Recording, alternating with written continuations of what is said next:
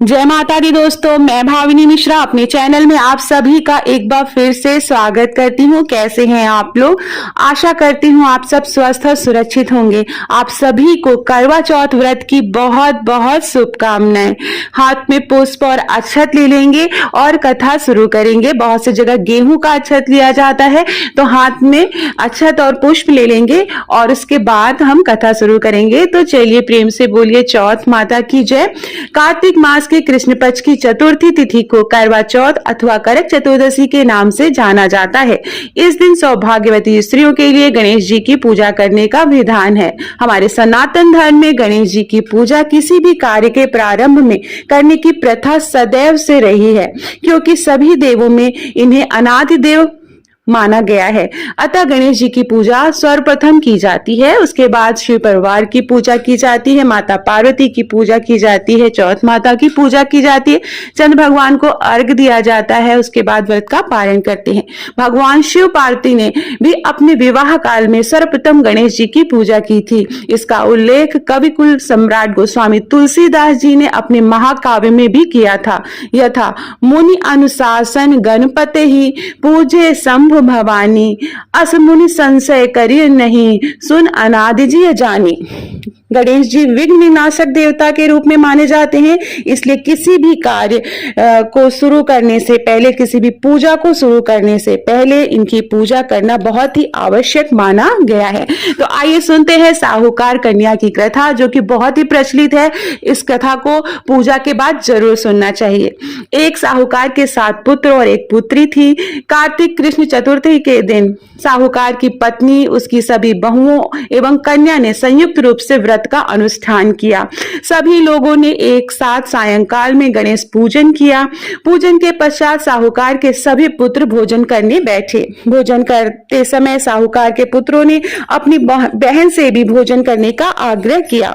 बहन ने उत्तर दिया कि तुम सभी लोग भोजन कर लो, मैं चंद्रोदय होने के पश्चात अर्घ दे लेने के बाद ही भोजन करूंगी। बहन की बात सुनकर भाइयों ने कुछ दूर पर मैदान में अग्नि जला दी और उस अग्नि के प्रकाश को छलनी में से दिखाकर कहा, बहन देखो सामने चंद्रमा निकल आया है, अब तुम भी भोजन कर लो। भाई की बात सुनकर उस कन्या ने अपनी भाभियों से भी यही बात दोहराई। उनकी भाभियां इस कपटपूर्ण बात को जानती थी। उन्होंने उससे कहा कि अभी चांद नहीं निकला है, तुम अभी व्रत मत तोड़ो। तुम्हारे भाइयों ने अग्नि के प्रकाश द्वारा तुम्हें चंद्रमा के उदित होने का भास कराया है, परंतु अपनी भाभियों की बात पर उस कन्या को कोई ध्यान नहीं दिया। उसने अर्घ दे डाला और उसके बाद भोजन भी कर लिया। उसके इस कृत्य से गणपति भगवान अत्यधिक रुष्ट हो गए, जिसके फलस्वरूप उस कन्या का पति भयंकर रोग से ग्रस्त हो गया। चिकित्सा आदि कराने से संचित धन नष्ट हो गया और वह अत्यंत शोकाकुल होकर कष्ट भोगने लगी।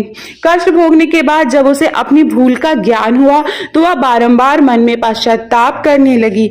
उसने अपनी भूल के लिए गणेश जी से क्षमा याचना की और व्रत को पुनः भक्ति पूर्वक पूरा किया। उसकी आराधना से गणेश जी प्रसन्न हो गए और सभी कष्टों का निवारण कर उसे धन धान्य से पूर्ण कर दिया। अतः इस व्रत को जो प्राणी विधि पूर्वक संपन्न कर लेता है, उसकी सभी आशाएं, सभी मनोकामनाएं पूर्ण हो जाती हैं। इस प्रकार कथा श्रवण करने के पश्चात चंद्रोदय हो जाने पर चंद्रदेव को अर्घ प्रदान करना चाहिए। अर्घ में जल, पुष्प, अक्षत, चंदन एवं रुद्रफल को अर्पण करना चाहिए। घी का दीपक लाकर चंद्रदेव को दिखाना चाहिए। अर्घदान काल में ओम चंद्राय नमः इस मंत्र का उच्चारण भी करते रहना चाहिए। इसके अनंतर 4 बार परिक्रमा कर चंद्रदेव को दंडवत करें और जल अर्पित करें। इतना कर लेने के पश्चात घर में वृद्धजनों को भोजन कराकर स्वयं भोजन करें। पूजा काल में जो भी पदार्थ अर्पित किए गए हैं, जैसे कि नैवेद्य, फल, फूल, प्रसाद आदि को ब्राह्मणों को भी दान करना चाहिए। इस प्रकार भक्ति भाव से जो लोग इस चतुर्थी का व्रत करते हैं, उनकी सभी मनोकामनाएं पूर्ण हो जाती हैं, उनका सौभाग्य अखंड होता है। सभी गणेश चतुर्थी में षोडशोपचार पूजन करने का विधान है। करक चतुर्दशी के अतिरिक्त सभी चतुर्थियों में नैवेद्य के रूप में लड्डू का भोग अर्पित करना चाहिए। गणेश जी को मोदक विशेष रूप से प्रिय है, इसलिए उन्हें मोदक भी अर्पित करना चाहिए। हमारे यहाँ चावल के लड्डू जो है वो दिए जाते हैं। तो इस तरह से करवा चौथ व्रत की कथा समाप्त होती है। हाथ में जो आपने पुष्प और अक्षत लिया है वो अर्पित कर दीजिए भगवान को और प्रार्थना कीजिए हमसे जो भी भूल चूक हो गई हो भगवान हमें माफ करिएगा और हमारा सौभाग्य अखंड रखिएगा। बहुत बहुत धन्यवाद ये वीडियो देखने के लिए। वीडियो पसंद आए तो जल्दी से शेयर कर दीजिए अपने दोस्तों के बीच में, उन्हें भी कथा सुनाइए। बहुत बहुत धन्यवाद।